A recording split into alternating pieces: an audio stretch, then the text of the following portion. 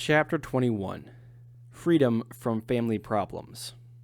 Many people might respond to the idea of a non-marriage as something excellent, but of course impossible if you have children, in-laws, or relatives.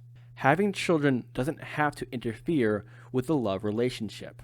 In fact, there are many reasons the non-marriage framework provides a better setting than marriage for raising children.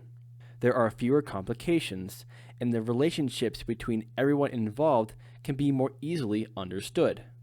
Once again, it's necessary to try to set aside the normal ways of thinking about these questions. The normal ways don't often work, and usually because the sovereignty of each individual isn't respected.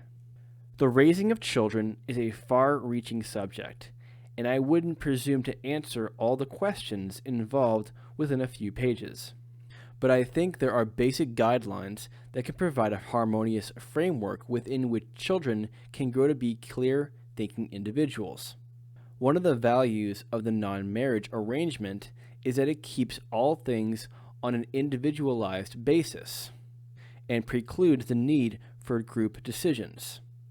All property and decisions are controlled by one person or the other, not by both.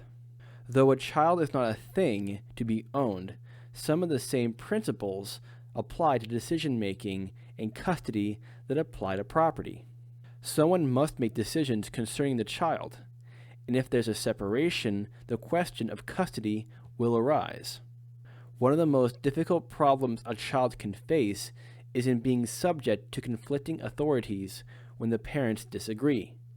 He is put in an unfortunate position when two people whom he loves are claiming authority and telling him to act in two different ways.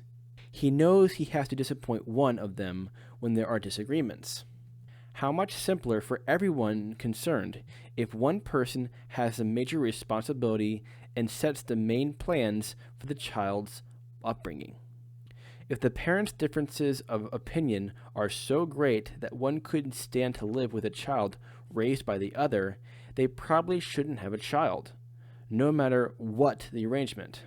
But if they are compatible enough to live together harmoniously, the chances are good that one will not object to the methods used by the person who has the main responsibility: custody. I think it's important, then, that it be clearly established before the child is born which parent will be the principal custodian of the child. That parent will have the final say in decisions concerning the child, and will automatically have custody of the child if the parents should separate. If you think ahead to such a decision, you can see that the woman will ultimately control such a question of custody. She has to deliver the child, and she doesn't have to get pregnant if she doesn't want to. Also, she can leave any time during the pregnancy and take the unborn child with her. So, she will be the ultimate custodian unless she agrees otherwise. Any agreement made before the birth can be altered later if both parents agree. In fact, if after the child is old enough to have some conception of the consequences of his choice, he chooses the non-custodial parent, and that parent agrees, it's probably best for all concerned that his choice be honored in the event of a separation of the parents. Before the child is conceived, the ultimate custodian should consider whether he is prepared to support and raise the child with or without the other parent. It is foolish to ignore the possibility that you may be on your own again someday.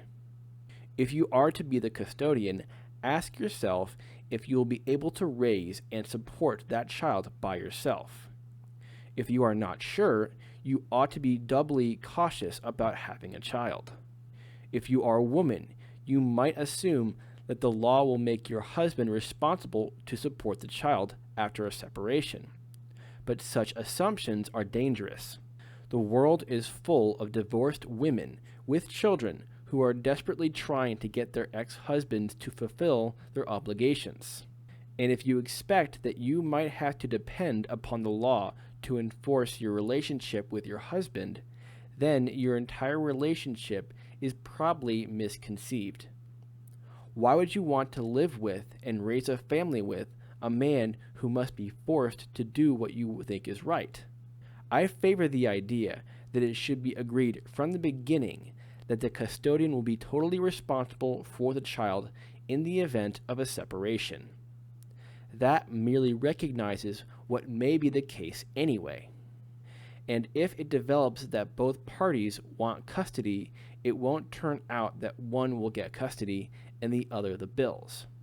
If a woman agrees to assume custody of a child, that encourages her to maintain her income-producing ability throughout the relationship, instead of becoming financially dependent upon her husband and thus less free. If the woman doesn't think she could handle such financial responsibility, but both parties want to have a child, the man can establish a monetary fund before the birth of the child. The fund can provide the financial means for the woman to be solely responsible for the child if it ever becomes necessary. That will eliminate the sense of dependence that might otherwise cause her to remain in an unrewarding relationship. All these matters are subjective decisions to be made by you and your partner, but it is important that the decisions be made in advance of the time that they may be necessary. Raising the child. As early as possible, it is valuable to establish relationships with your child that are similar to the relationships you have with your partner. The child should have his own world, where he is clearly the sovereign. That means a room of his own that is subject to his control alone. If he doesn't take care of it, he will learn the consequences of that sooner or later. But if he is forced to keep it as his parents wish, he will never discover for himself the consequences of alternative courses of action. He should also have other property to use in whatever way he chooses. Property isn't owned if it can only be used in approved ways.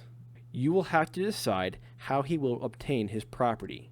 He can earn it, receive an allowance, get outright gifts, or he can receive property in any combination of these ways.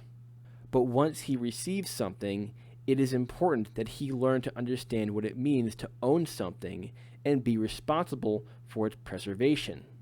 He shouldn't be taught to expect automatic replacement of any property he might destroy. The importance of his sense of ownership can be seen by observing the difficulties many adults have in dealing with the world. For close to 2 decades, most people are led to believe that they aren't sovereign. Then, suddenly, they are thrust out into the world and expect to make far-reaching decisions concerning their lives. It's no wonder that they have difficulty foreseeing the consequences of their actions, and fall back on any authority that appears to be competent to make decisions for them. I believe the child will be far better equipped to face the world if he understands how the world operates right from the beginning. He can easily learn what it means to make decisions and to experience the consequences of his decisions. This means, too, that he should be helped to understand that you have your property also. Show him which areas are off limits to him or require permission before he can use them.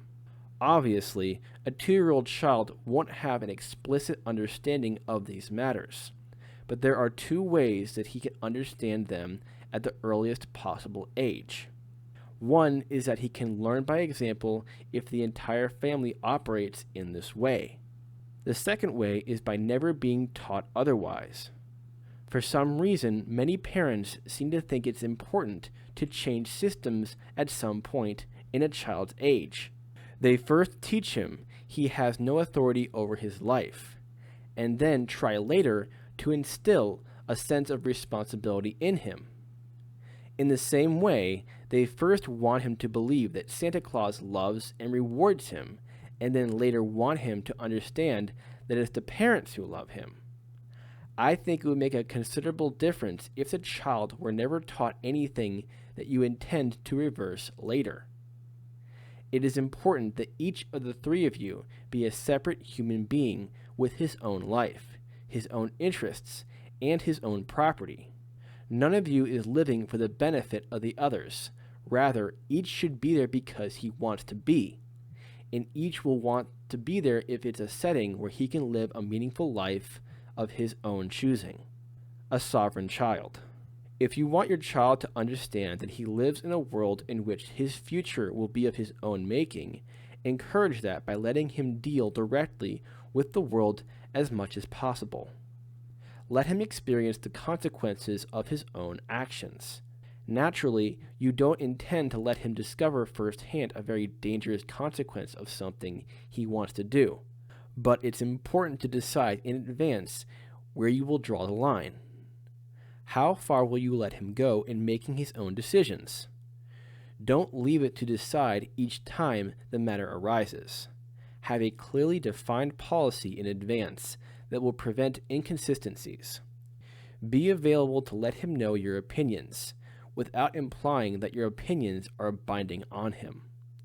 Let him think of you as a wiser, more experienced person, but not as a moral authority who stands in the way of him living his own life. Be a source of information and opinion concerning the consequences of acts.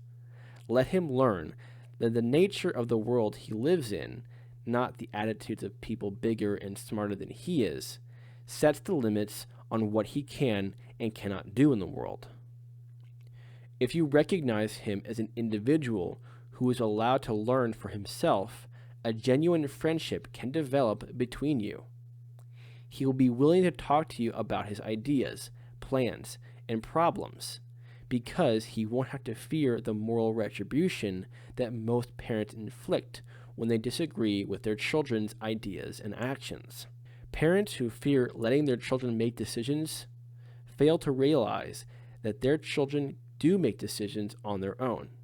You can't possibly control all your child's actions, so the best security you can have comes from two conditions. 1. Allowing the child to learn as early as possible that his actions have consequences to him. And 2. Developing a friendship that will make it possible for him to come to you when he needs help. If either of those conditions is missing, you shouldn't be surprised if you find out about crises only after they have happened. A child who knows that acts have consequences and who knows that he has a wise friend will be more likely to consult his friend before risking something dangerous. Love and understanding are important to a child, and you will show your love more by respecting his individuality and appreciating him for what he is, not for what you force him to be. Think it over first. It is unfortunate that it's almost impossible to learn secondhand what it means to have children. As a result, parents learn only after the fact the responsibilities they have assumed by bringing a child into the world. If it were somehow possible to learn beforehand, there might be fewer unhappy parents and disturbed children. I have observed many situations in which people conceive children without any real notion of the responsibilities they were taking on. Often, it's an example of the emotional trap, in which the desire for a child is taken out of the context of the consequences involved. It is true that you can put a child out for adoption if you can't get along with him, but few parents are willing to do that, no matter what the problem. So you're usually assuming 18 or more years of responsibility. And no matter how much you may cherish the child, it will place restrictions on your own actions. It is usually assumed by parents that if they do all the right things, the child will cause very few problems for them. And I'm convinced that a recognition of the principles covered already in this chapter can eliminate many of the normal difficulties.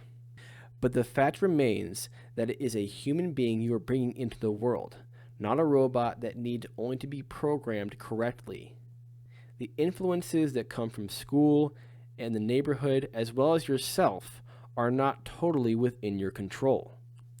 You can't realistically approach child raising unless you're willing to accept that the child will have his own nature, no matter how you might raise him.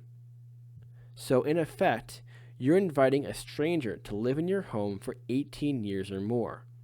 There are risks involved, and plenty of them. You are committing a large part of your future to satisfy a desire that may be only part of the present. In other words, I'm suggesting that you be very careful in making a decision concerning the conception of a child. If you have a truly loving relationship with your spouse, there will probably be less desire and less feeling of need to amend the relationship by adding a child. And if you don't have an excellent relationship with your spouse, bringing a child into it will probably worsen the situation, not better it. I think that the worst time to have children is when the parents are in their 20s. They have hardly had time to understand themselves and decide in any durable way what they want from their lives. Their plans and ideas may change many times before the child would even be 10 years old. There is nothing disastrous about having a child when the parents are in their 30s. A child born to such parents is more likely to be treated with greater consistency, with more love, and with more perspective than one born to younger parents. My parents were both around 40 when I was born, and I can see many advantages that I gained from that. They were much more ready to devote themselves to children. Their basic plans and lifestyles had been clearly established and never changed while I was growing up. When they ran into financial difficulties later, they treated such matters with a realistic perspective, and I never had any reason to feel that I was somehow responsible for their difficulties. If you like children, there are ways to enjoy them without becoming a parent. You can be a YMCA counselor, den mother, school helper, or Boy Scout leader, limiting your exposure to children to the ways you desire. When you become a parent, however, you're bringing a stranger into the world with the requirement that you get along with him, no matter who he is. Existing children. If you already have children, and the suggestions made earlier make sense to you, they can be implemented no matter how old your child is already. Naturally, the earlier you start, the easier and more effective the methods should be. But there is no reason to refrain from taking a course of action you deem right, no matter how long you may have been doing things another way. It is important to realize, however, that your child may not understand the value of the change as well as you do. For instance, the prospect of making his own decisions could be frightening if he is used to being given orders. I suggest that the changeover be gradual, with the speed dictated by how well the child understands what is happening and can recognize the benefits to himself. If you have a teenage child with whom you haven't cultivated a friendship, don't expect to make friends quickly, and don't tell him you're now going to be his friend. Just do it. Take it slow. Be patient. Improve your friendship by actions, not by declarations of intent. Take any opportunity that arises to try to understand his thinking without exercising your moral judgment. His thoughts and actions are his, whenever or not you approve, so you won't accomplish anything by condemning what he does. When he decides that you are capable of understanding his thoughts and motives, he may begin asking your opinions. Even then, take it slowly. Point out what you believe to be the likely consequence of various actions, but let him know that it's your opinion and acknowledge that he may not see it in the same way. The establishment of independent property can be handled in the same gradual way, no matter what the age of the child. Let his understanding and acceptance dictate the speed of the changeover. Non-interference. The principles of individuality discussed in this chapter can help considerably to create a rewarding relationship with your children, rather than the series of conflicts and crises that so many parents take for granted. Your own individuality and your relationship with your lover can be preserved more easily this way too.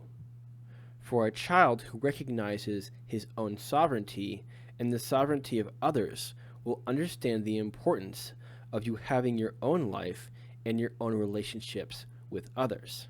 Jealousy among members of the family will be less likely if each person understands that there are different relationships between each of the people involved, and that each relationship is of a different kind. You and your lover will be free to develop your own interests and to do the things that will add to your love. And as the years pass, you will spend less of your time worrying that your children might be getting into trouble. Treat your child as a human being, not as a household pet to be taught tricks. If you do, it is unlikely that he will prevent you from having a life of your own and a satisfying relationship with your partner. Those relatives. Another family area that creates restrictions upon one's life is the existence of relatives. There appears to be an unwritten law that blood is thicker than self-interest. One supposedly has a duty to value his blood relatives simply because they are relatives. This means that you owe something to your parents, and then you have a multitude of responsibilities to anyone else who happens to be in the family tree by accident of birth. If your cousin has a heart attack, you might be expected to chip in for the hospital bill. Or, if your uncle lives in the same city as you do, you might be expected to curtail some of your own activities so as not to embarrass the family. Or, if your child chooses to have 10 children of his own, you are expected to buy 10 birthday presents and 10 Christmas gifts every year for the grandchildren. And you might even be called upon to take care of some of the grandchildren if the load becomes too great. Since my family has never imposed these kinds of burdens upon me, it was only a few years back that I became aware that this sort of thing was so widespread. At first, I was amazed to discover how much of an individual's life could be monopolized by his relatives. To be responsible for someone who happens to have been born in the same family doesn't make sense. Any relationship that isn't based upon mutual self-interest is bound to have poor consequences. Your parents. The most serious problems usually develop with one's own parents. My friend Marina Hall Landers once pointed out that too often a parent-child relationship is a unilateral contract initiated and ruled by the parents. They decide not only what they will give to the child, but also what the child owes them in return. The parents seldom even state precisely what this is. They can simply invoke a claim at any time for anything, justified by, "Look at all we've done for you." The parents might claim money, attention, time, love, or favors, or they might demand that the child live his life in a way approved by them. As a result, the child can carry a vague, indefinite, and, for all practical purposes, infinite debt. He's never wholly free to plan his own future without potential interference from his parents. This, of course, takes us back to the identity trap, the morality trap, and the unselfishness trap. All kinds of pressures are used to enforce the parent's claims. But more than anything else, the weapon used is guilt. The child is made to feel guilty for disappointing his parents. It may be redundant to point out once again that no one is qualified to run your life for you, but the point can't be made too often. Whatever your parents did for you was actually what they did for themselves. They took a calculated risk that the time, effort, and money they expended would produce the kind of child they wanted, a child they would enjoy, and they hoped their efforts would lead you to a life they would consider favorable to them. If you choose not to live that kind of life, they lose on that part of their investment. Your parents decide for themselves how they would like to live their own lives. They may have chosen to do what their parents wanted, or they may have chosen to go their own ways. They may have accepted the authority of the church or the government, or someone else. Whatever they did, they chose to do it. They may have chosen wisely, or they may have chosen foolishly, but they chose. Now you have to choose too.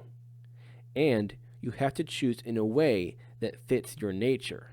That is the only way you have of achieving a satisfying life for yourself.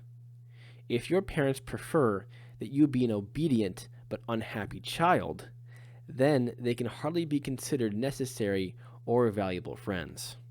They may never understand that you have to choose for yourself. If you base your hopes upon getting their agreement before you act in ways of your choosing, you are relying on an indirect alternative, and you may wait the rest of your life without ever acquiring the opportunity to be free.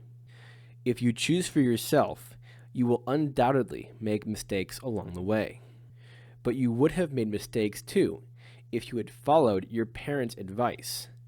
And the mistakes you make on your own will teach you far more than the mistakes made following another's rules. Handling guilt. Whether your restrictions are imposed by your parents or other relatives, their principal weapon is most likely guilt. They can make you suffer emotional discomfort for going your own way, even if you are convinced you are right. Because guilt is an emotion, there is no easy way to eliminate it. But it helps to realize that once the guilt is inflicted upon you, there's usually never enough you can do for your relative to get rid of the guilt. You're going to feel guilty, even if you do most of what is asked of you. If that is the case, you might as well go ahead and enjoy your life as you want to. If you're going to feel guilty anyway, you might as well have a good time while you're doing it.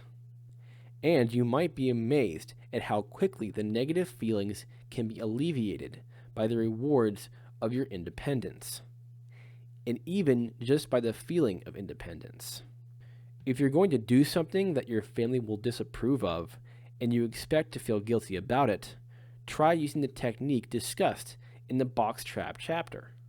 Take a few minutes to be by yourself, relax, and imagine the experience that you're going to go through. Picture what you will do, and imagine the reactions you'll receive from those you are concerned about. It may be a painful experience. If so, go through it again and again until it is no longer painful for you. In effect, you are desensitizing your emotions in advance, so that you will be less likely to get the guilty emotional reaction when you actually go through the experience. Picture the very worst that you can imagine might happen as a result of your planned action. Be prepared for very bad reactions from others. You will be less likely then to be thrown off balance by surprises. In this way, you might be able to reduce the emotional pressure. In addition, the emotional difficulties will probably lessen if you have less contact with those who are imposing the guilt upon you. There's no point in exposing yourself to someone with whom you have a primarily negative relationship. If you rely upon your parents for financial support, you may have to decide which is more important to you, the money or your independence and emotional relaxation. Whichever way you decide, it will help to recognize that you have made a choice. Whatever difficulties ensue can then be understood as the price you are paying for what you want. Getting free. If you feel imprisoned by your parents or relatives, it is you who must make the decision to be free. No one else is going to bestow your freedom upon you. In any kind of disengagement, you don't have to be brutal, indignant, resentful, or unfeeling. You have only to decide carefully what you believe the limits of your involvement should be, and then set about to make that a reality. Recognize that everyone involved is doing what he thinks best, that it is a conflict of interest that creates the problem. Don't overreact to a difficult relationship by destroying the good parts while trying to weed out the bad.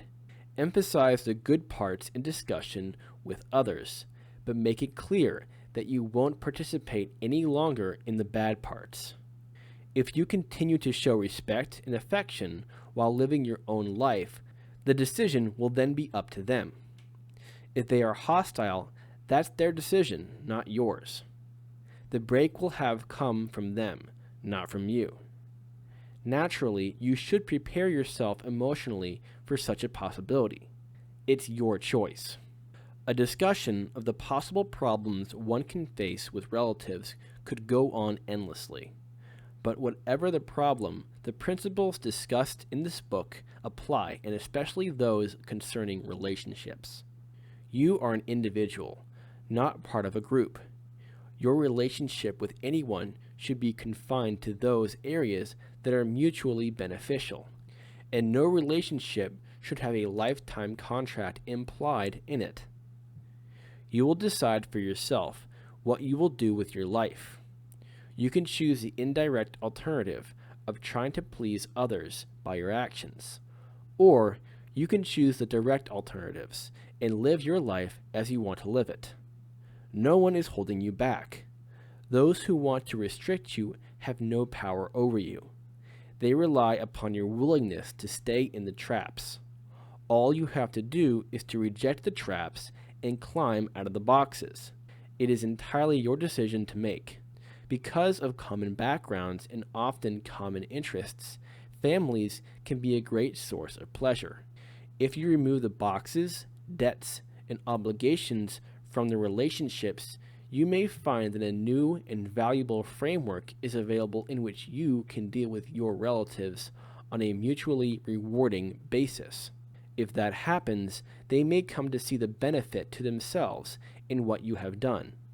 They may appreciate the fact that you care for them because of what they are, instead of respecting them only because they happen to be relatives.